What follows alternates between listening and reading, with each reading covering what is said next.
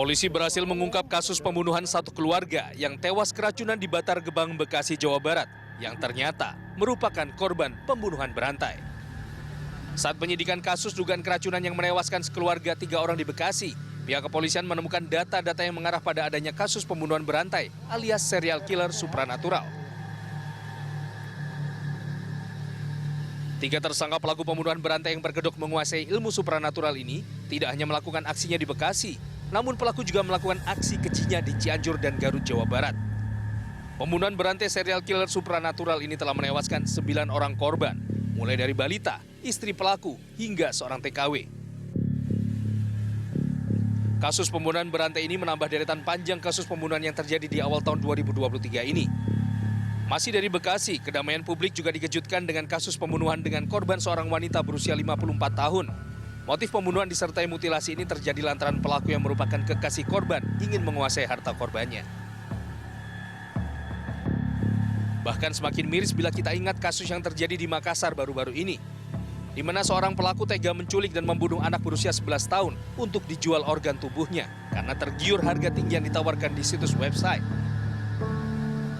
Kini kedua pelaku terancam hukuman 10 tahun penjara hingga seumur hidup. Tim Liputan melaporkan.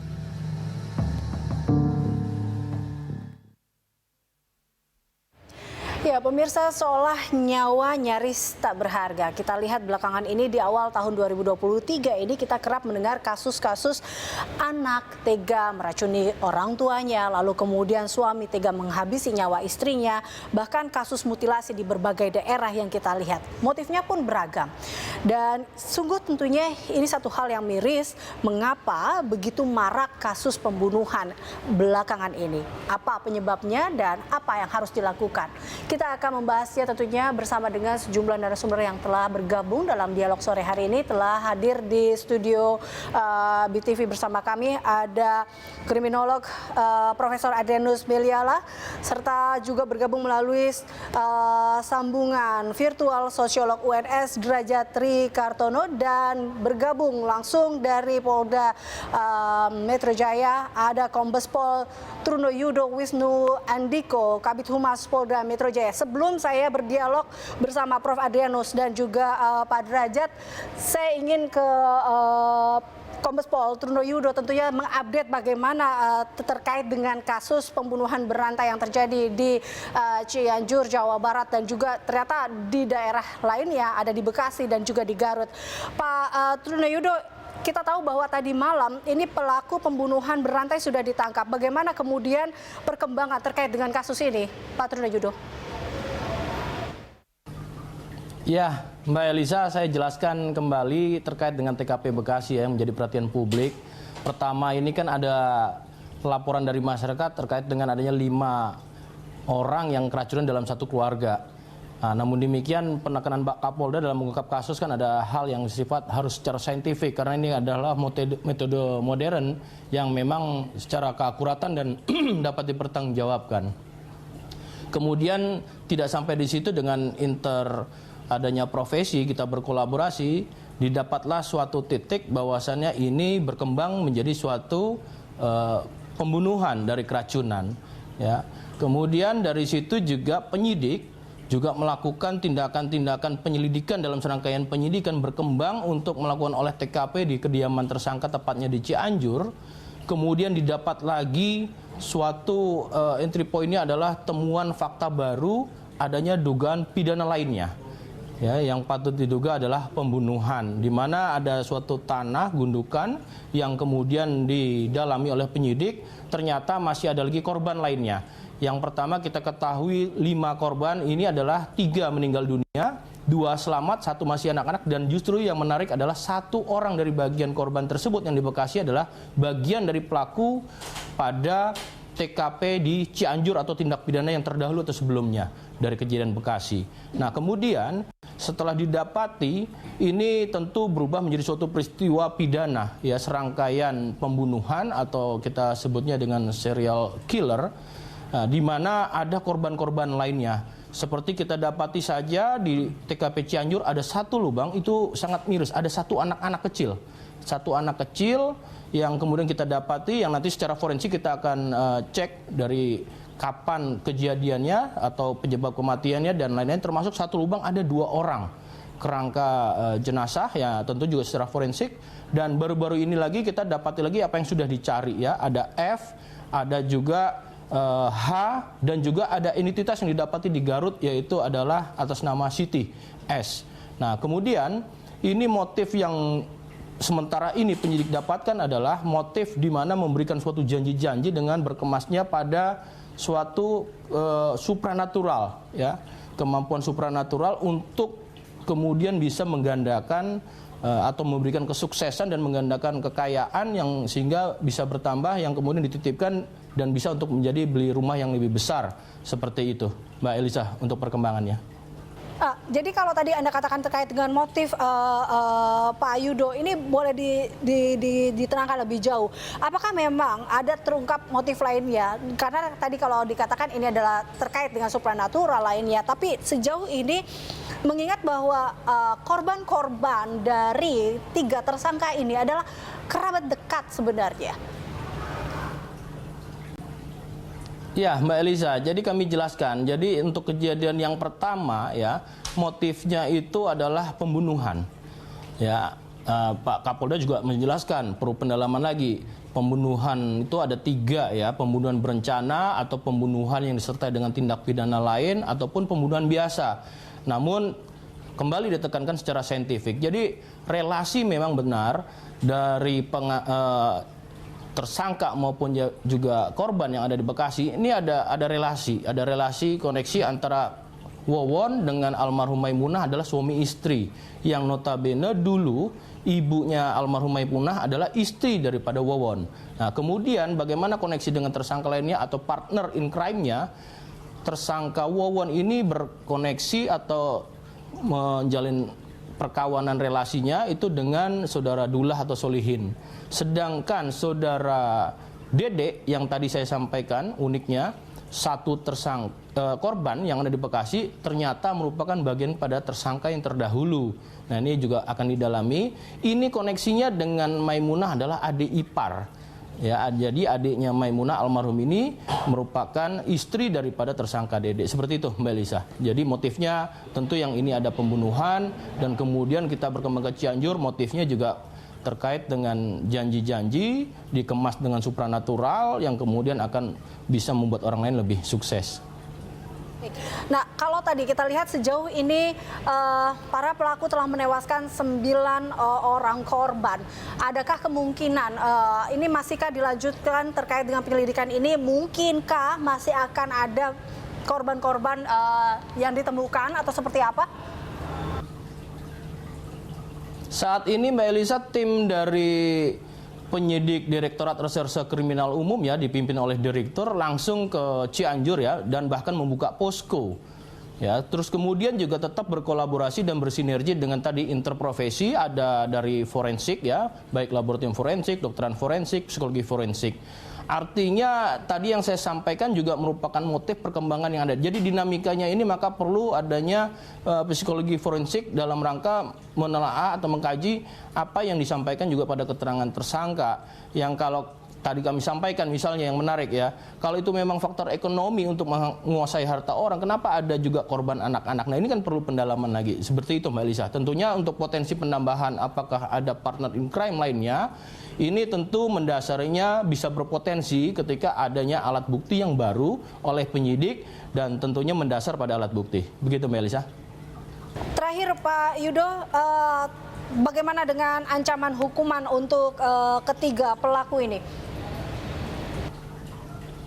Ya tentunya penyidik ya melihat dari pasal yang dipersangkakan ini, pasal 340 KUHP, tentu ancaman hukumannya adalah seumur hidup Mbak Elisa. Baik, terima kasih Pak Yudo telah bergabung bersama kami. Terima kasih Kombes Pol Truno Yudo Wisnu Andiko, Kabid Humas Polda Metro Jaya telah bergabung bersama kami dalam dialog berita 1 sore, mengupdate terkait dengan bagaimana kasus pembunuhan berantai yang terjadi di Cianjur, Jawa Barat. Saya ke kedua narsum saya, Prof. Adrianus dan juga Pak Derajat. Saya ke Prof. Adrianus lebih dahulu. Prof, melihat kasus ini saja, ini membuka kita mengingat kasus-kasus sebelumnya pembunuhan berantai juga, Anda melihat kasus kali ini seperti apa, Prof? Ya, yang paling dekat adalah kasus di Magelang, Ya. di mana seorang guru agama juga itu terlibat dalam praktek penggandaan uang dan membunuh 4 atau 5 orang. Ya, nah, tetapi pada kasus ini memang jauh lebih kompleks ya, karena ada unsur pesugihan dan kemudian ada unsur melenyapkan nyawa dari keluarga. Ya, nah artinya dan juga melibatkan TKP yang beberapa. Dan kemudian lalu juga dari segi jumlah orang juga lebih besar, sehingga lalu wajar kalau kemudian menjadi atensi kita semua. Nah, kalau kita kaitkan dengan berbagai kasus-kasus serial killer di Indonesia, memang kurang lebih sama-sama ngeri lah semuanya gitu ya. Namun menariknya adalah bahwa kalau tadi dikatakan oleh Pak Yudo bahwa ini adalah serial killer, jangan lupa bahwa serial killer itu semua memiliki satu benang merah. Nah, kelihatannya yang ini kan sebenarnya ada 2 benang merah. Pertama, pembunuhan akibat dari ingin menguasai harta gitu ya. Dan yang kedua adalah usaha untuk menutup mulut dari anggota keluarga yang mengetahui praktek atau kegiatan si 3 orang ini. Betul. Nah, alih-alih dia lari, alih-alih dia menutup dengan uang, dia pukul semua, dia bunuh semuanya. Ya. Jadi ini sebenarnya 2 hal yang berbeda. Dengan kata lain, ini sebenarnya 2 serial killer ini sebetulnya dibandingkan dengan hanya satu saja. Ya, begitu. ya. Oke, sebenarnya ini jadi 2 kasus, dan tadi apakah memang faktor kedekatan inilah yang, atau mungkin tadi jadi pertanyaannya adalah yang dikatakan Pak Yudo, kenapa kemudian ada anak balita 2 tahun yang menjadi korban, karena motifnya tadi adalah untuk, ya balik lagi, pembunuhan berantai karena untuk menguasai, tidak hanya untuk menguasai harta, tetapi juga karena ketakutan bahwa saya punya 2 motifnya teori. Yang pertama, teori bahwa kalau kita sekali mulai dengan memakai pendekatan family tree, ya, maka semua harus habis. Kita analogi dengan apa yang terjadi di Indonesia pada zaman-zaman lalu, di mana hari ini anak, besok menjadi orang yang bisa balas dendam. Artinya gitu kan? faktor keluarga, kedekatan ini menjadi salah satu yang memudahkan dia menghabisi. Itu pasti. Bayangkan pada kasus yang di Bekasi misalnya, maka tentu tidak ada kecurigaan dari anggota keluarga ketika disuguhi kopi plus yang sudah dimasuki dengan pestisida. Betul. Gitu ya. Andaikan saja saya yang melakukannya, tentu siapa nih gitu ya. Maka begitu dia tenggak, berbusa-busa dan meninggal. Oke, baik. Saya ke Pak Derajat. Pak Derajat, Anda sendiri melihat kasus hal ini terkait dengan pembunuhan berantai dan juga pembunuhan lainnya. Mungkin yang menjadi pertanyaan, kok tega? Karena ini kita melihat begitu banyak nyawa, nampaknya kali ini begitu dianggap tidak berharga, bahkan keluarga menghabisi keluarga satu demi satu. Mengapa terjadi? Kalau saya, yang menarik bukan kok tega ya, tapi justru kok percaya gitu. Jadi ini kan persuasif. Mestinya orang itu kemudian khawatir, curiga ya, biasanya disebut dengan fear of crime. Tetapi ini crime yang dibalut dengan spiritual, ya, dalam hal ini menawarkan bahwa kekayaan akan bertambah dengan cepat, atau tadi Prof. Andrianus menyebut pesugihan. Ini kenapa orang percaya gitu? Sehingga karena dia percaya, maka menurut teori relasi kuasanya sudah tidak berimbang. Relasi kuasa yang percaya atau yang mencintai itu pasti lebih rendah dari yang dicintai gitu, yang dipercaya. Nah, karena dia kemudian dipercaya, maka dia bisa lakukan apa-apa gitu. Ya, dia bisa lakukan membunuh, menyuguhkan atau menjelaskan sesuatu yang kemudian diikuti. Nah, kenapa orang percaya ini tidak ada kecurigaan bahwa ini akan berbahaya buat dia? Karena tadi dibungkus oleh sebuah istilah, sebuah konsep tentang pesugihan yang ini merupakan praktek-praktek spiritual yang masih dipercaya oleh masyarakat Indonesia modern ini. Harusnya kalau masyarakat modern itu sudah tidak dipercaya ya. Tetapi ternyata ini masih dipercaya, bahwa masyarakat kita masih menganggap bahwa itu benar gitu. Sehingga kemudian mereka kemudian mau disuruh ini mau. Bahkan kalau tadi ada korban anak-anak, di dalam pesugihan itu sangat mungkin. Karena anak-anak itu istilahnya menjadi tumbal, menjadi menjadi barang tukar gitu terhadap kekayaan yang akan ditukarkan secara spiritual itu tanpa kerja. Imbalannya apa? Orang yang sangat dicintai. Jadi orang yang sangat dicintai harus dibuktikan dibunuh dulu, sehingga kemungkinan korban anak itu memang merupakan rangkaian dari praktek untuk melakukan pesugihan itu yang dijanjikan ya. Walaupun sebenarnya tidak pesugihan, karena ternyata ini adalah hanya motif-motif saja untuk menutup orang, mempercayai orang, kemudian dia bisa diperlakukan dengan mudah gitu. Gitu, Mbak.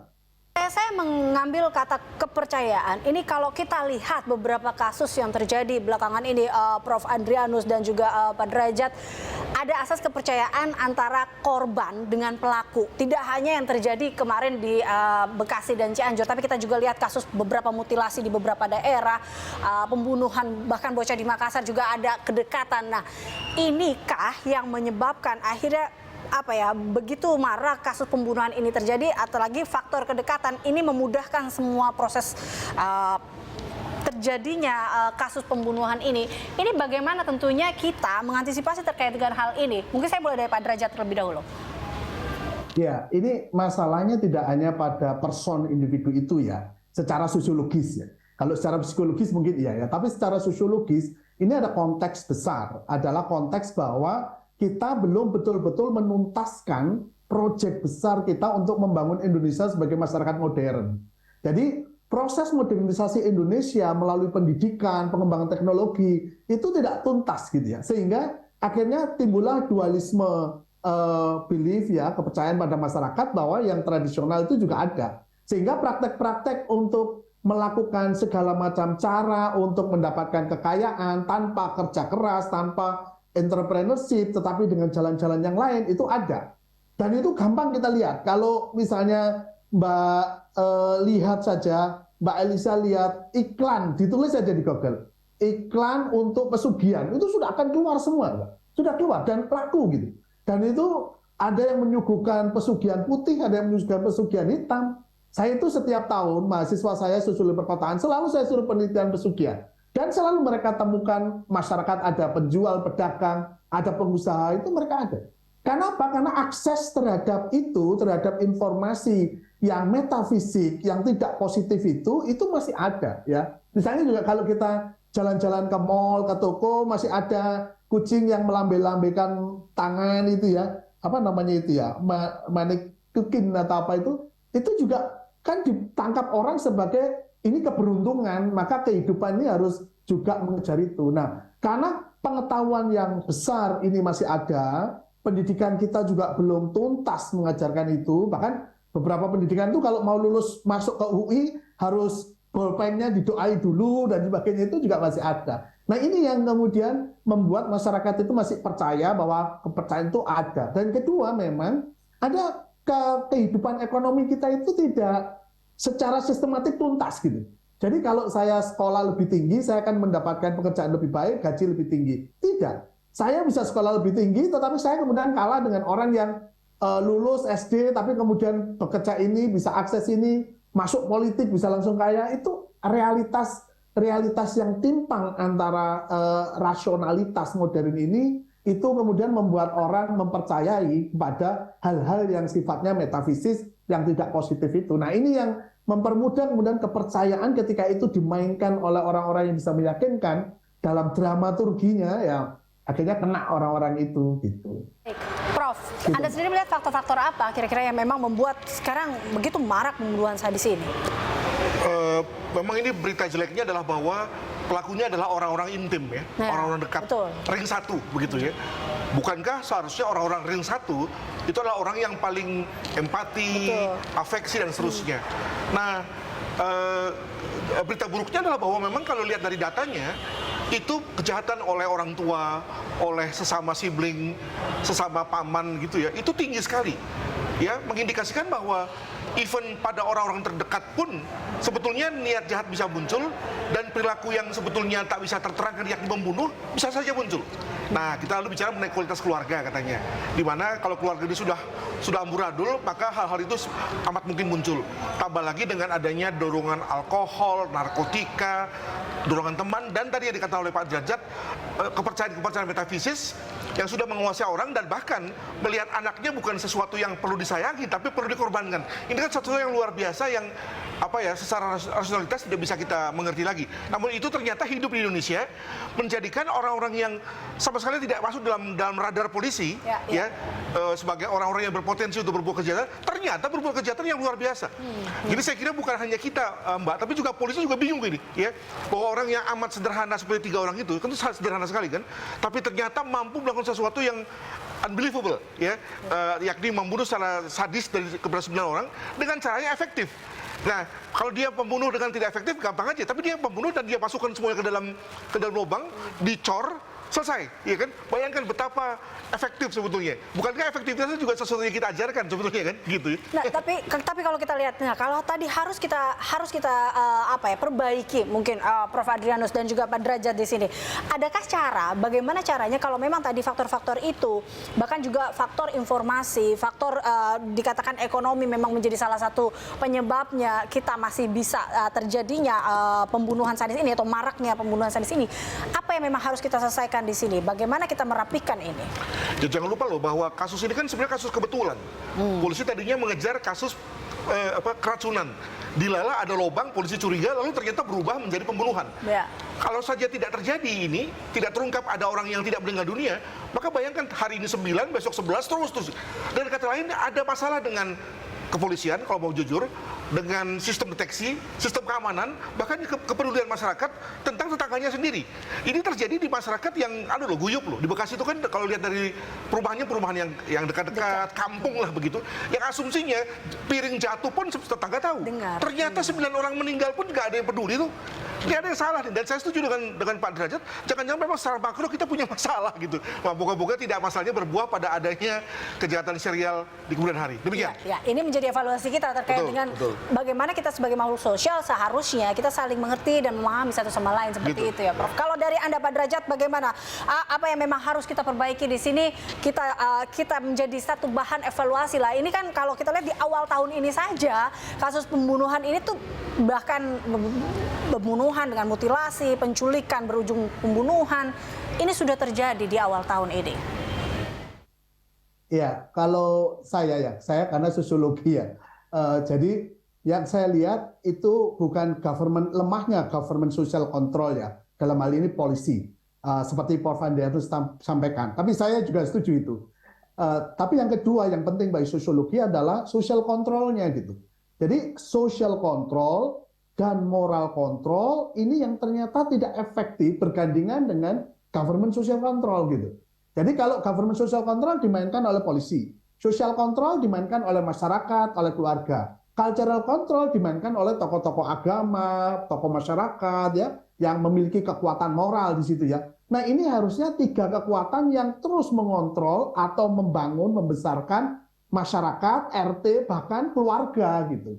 Nah kalau ini tidak sinkron, memang kemudian ditangkap oleh polisi, tidak ditangkap oleh tokoh masyarakat, tidak ditangkap masyarakat sekitar. Jadi ada yang lolos gitu, ada yang lolos dari situ sehingga kejadian seperti itu dibiarkan saja. Nah kenapa ini kemudian tidak sinkron? Karena mungkin ya kalau dulu kan polisi punya, sampai sekarang masih punya pola kerja kemitraan ya dengan masyarakat ya. Nah kemitraan ini yang mesti harus diperkuat menurut saya ya. Di samping memang harus juga membicarakan tentang kekuatan kontrol sosial dan moral kontrol ini yang harus dilakukan. Karena masyarakat akan takut dengan itu kalau itu efektif ya. Di samping tadi, menyelesaikan transformasi besar Indonesia untuk betul-betul menuju masyarakat yang modern, yang rasionalistik, yang positivistik, tetapi tetap bergandengan dengan moral yang positif tadi itu. Oke, baik Prof Adrianus dan juga Pak Derajat, terima kasih. Tentunya kita berharap ini menjadi sebuah pelajaran kita baik. Ini menjadi sebuah bahan baru bahwa social control menjadi satu hal yang penting. Kerjasama, mitra kerjasama tidak hanya masyarakat dan juga sekitarnya, tapi juga dengan polisi dan pihak-pihak terkait. Ini bisa mungkin menekan setiap kasus-kasus, apalagi kasus pembunuhan yang kita lihat di awal tahun membuka tahun ini begitu mengerikan. Terima kasih Prof Adrianus, Pak Derajat, terima kasih telah bergabung. Dan pemirsa, saya kembali ke rekan Rolando Sambuaga.